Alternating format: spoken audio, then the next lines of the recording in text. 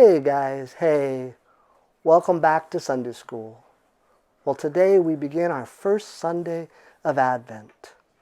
And we've got a great Sunday for you. We've got a wonderful story featuring Moses, Abraham, and the Magi. We've got music by the Norman Family Singers and also by my dad and I. And we've got an amazing craft by Nancy as you get to make your own Advent wreath. We hope you enjoy. Well, with that, let's head on into the lighting of the Advent candle of hope. Light this first candle of Advent for hope.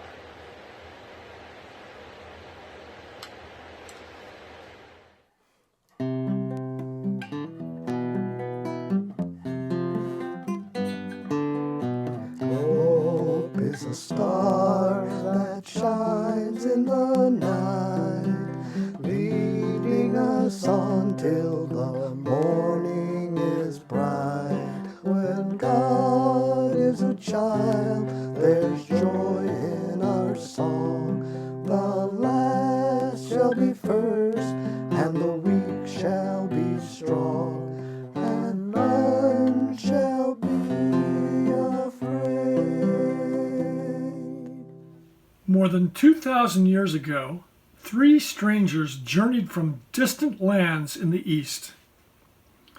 These Magi, or wise men, had journeyed for months, following a magnificent new star that had suddenly appeared in the sky. They had followed the star all the way to Jerusalem, where they sent a message to the powerful King Herod. "Where is the one who has been born King of the Jews? We have seen his star, and we have come to worship him." King Herod was deeply disturbed. "King of the Jews?" he said darkly. He wanted no rivals. "My lord," one of his attendants said nervously, "these strangers from the east, they say they are looking for a newborn child." "A child? Whose child?" Murderous jealousy was rising in the old king. A priest stepped forward. "There are prophecies in the scriptures, the promise of a child who will be born to save Israel." "Where will this Messiah be born?" demanded Herod. All the priests and scribes and experts were called together, and they told Herod that one day the Messiah would be born in Bethlehem. Herod called the wise men secretly and pretended to welcome them. "Search for the child in Bethlehem, and when you find him, tell me, so I can go and worship him too." So the wise men went on their way, and when they saw the star appearing over Bethlehem, they were overjoyed. Well, hi there. It's me, Moses Abraham, your favorite aging hippie storyteller. It's great to be back with all of you. As you can see, the prophet Isaiah, who sent me back to the 8th century BCE with that Bible teleportation app, brought me back. And this Sunday, we begin the season of Advent. Advent is a season that prepares us for Christmas, the coming of Jesus. And of course, it's always the season when right after Thanksgiving. So I still have my Thanksgiving hat, but I pulled out some of my favorite Christmas ties, my shirt. I'm getting ready for it. I'm excited. So, and it's this Sunday that we light the candle of hope. The story of our special guest today is all about hope. So today, using the YouTube option of our Bible teleportation app, let's dial in the Magi.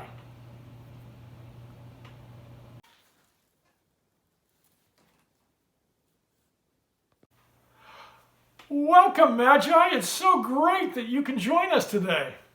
We are using YouTube to talk with you so that we can keep everyone safe as we, here in the 21st century, are in the midst of a pandemic. We are learning about the beginning of your story today, and I was wondering if all of you would be willing to answer some questions for our kids this morning. Sure. We would love to. It would be our honor. Oh, thanks. First off, maybe you could just start with sharing this question. What is a Magi? As Magi, we are astrologers. We study the stars. We look to the stars and planets to interpret meanings to the events that unfold here on Earth. We believe that the movement and placement of the planets and stars foretell what is coming. We spend our nights looking at the beauty of the heavens and listening to what they may be telling us. Thank you. That really helps. And what happened when Jesus was born?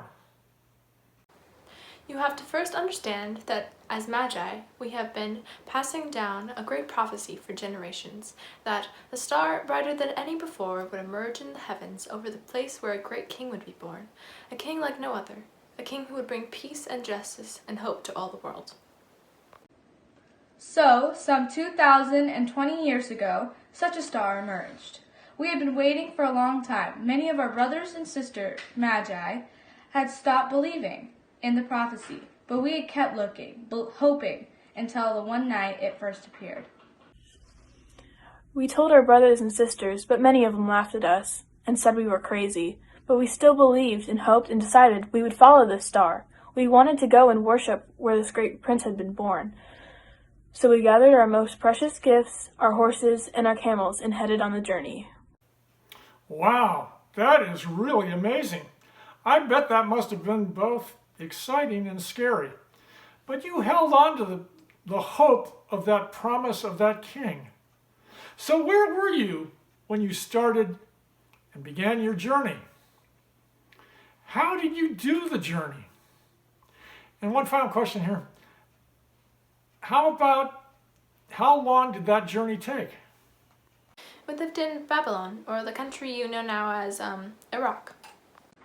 The journey was close to 2,000 miles. We could only travel by night when the star was visible. We traveled by horse and camel. Typically, horses and camels can travel to about 20 to 25 miles per hour.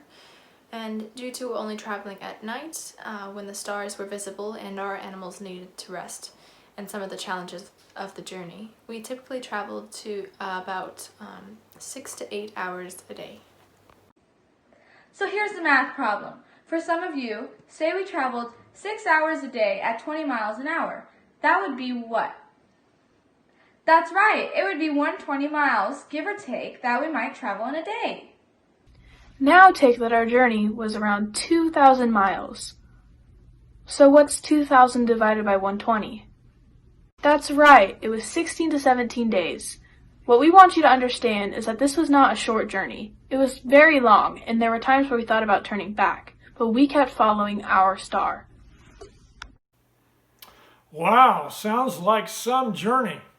Now, I always heard that the Magi were kings and men, but that isn't so? Magi are women and men. We are people who followed and interpreted the stars. Over the years, many of our great leaders have been women. In the same way, most of the leaders of the early house churches were actually women too.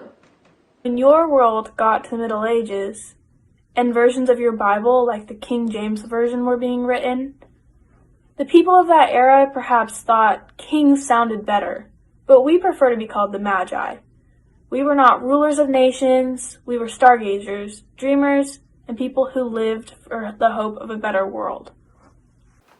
We actually have a great rendition of one of the carols you sing today, called We Three Kings. Are you ready, friends? Hit the music! 1, 2, 3. We three queens of Orient are, bearing gifts we travel so far, field and fountain, moor and mountain, following yonder star. We three queens of Orient are, bearing gifts we traverse afar, field and fountain, moor and mountain, following yonder star. We three queens of Orient are, bearing gifts we traverse afar, field and fountain, moor and mountain, following yonder star. That was awesome. I think the Magi sisters are ready to hit the concert tour. I have really enjoyed getting to talk with all of you and look forward to having you all back with us on Epiphany Sunday to hear about the second half of your story. Any final words for the kids today? Never stop hoping, dreaming, and believing in the world as it can and should be. Even in the hardest of times, remember there's always hope. Keep following our Star of Wonder, Star of Hope, Star of Grace, and Star of Love. Keep daring to shine and be who God has made you to be. When your journey is hard and scary sometimes, remember to look up. Look up at the stars. And remember that to one who made each and every star and planet, to the one who carved out the oceans, and to the one who built the mountains, you are God's beloved. And our God goes with each of us in every step of this journey, daring us to hope. Well, thanks again to our Magi for joining us today. And next week I will be continuing our Advent series as we interview the shepherds from the hill country of Bethlehem. See you all next time. And remember, never give up hope. First Noel, the angel did say, was to certain poor shepherds in fields as they lay. In fields where they lay keeping their sheep on a cold winter's night that was so deep. Noel, Noel, Noel, Noel, born is the King of Israel. Looked up and saw a star shining in the east beyond them far, and to the earth it gave great light, and so it continued both day and night. Noel, Noel, Noel, Noel, born is the King of Israel. Greetings, friends. We're now in the season of Advent, so I've got an Advent wreath activity for you today. In your packet, you're going to get a little bag that has all the pieces in it, as well as a paper plate. So the first thing you're going to do is, with your paper plate, you need to gather some glue, just a white glue, liquid glue. And this is mine. I don't have it in a squirt bottle, so I'm just going to dip in. Scrunch up your tissue paper and then put just a little dot of glue on the end of it and attach it to your paper plate. Okay, push it down. And you've got a couple different colors of green in there, so you can just keep building it up with different colors and building up layers. So I'm not going to do this one to completion. I'm just showing you how. So there you go. You're going to have it looking something like that. All right. And the other thing in your packet is going to be a red piece of paper. So you can just draw some circles for berries if you want berries on yours. Okay. And then you'll get a piece of twine. If you want to be able to hang your Advent wreath, you can just punch a hole. I already did this one. Punch a hole in the top there and then thread your cord through, your twine through to hang it. Okay, so then the other thing in your packet is you've got a picture of what you're heading towards there. So far you've gotten as far as the berries. Then you have these pieces in your packet. This gold is for you to cut out the shape of a flame. I'll show you what I did here. Kind of that kind of a shape, okay, out of this gold. And you need to cut 5 of them. I made one a little bigger for the bigger white Christ candle in the middle. And then you have this pink one, and you have a strip of purple. So you are going to measure this with your pink one to get 3 pieces of purple about the same height for your 3 purple candles. Okay? So then you have your candles. I just taped the flames on the back of the candles, and I haven't attached them yet. You can do this either week by week. There's 4 Sundays in Advent. We've got hope, peace, joy, love, and then the Christ candle.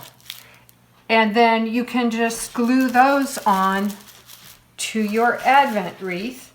And then if you've put a hanger in it, you can hang it up or you can leave it flat.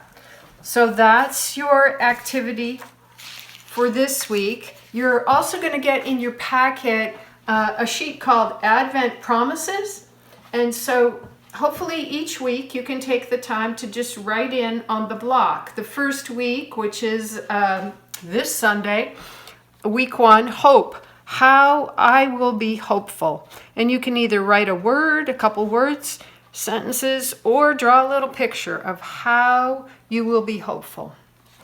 So that's your activity for this week. Now we'll go to communion. As Jesus gathered with his disciples, he took the bread and broke it and blessed it and said, "This is my body broken for you."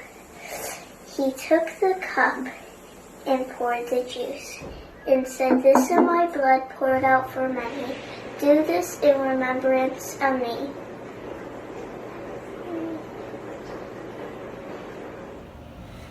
Well, this has been a week for remembering all the things that we are grateful for with Thanksgiving, and now we're moving into Advent, the first Sunday in Advent, the Sunday of hope. So what are you hopeful for? Be pondering that this week. We'll see you next Sunday. Bye-bye. We 3 kings of Orient are.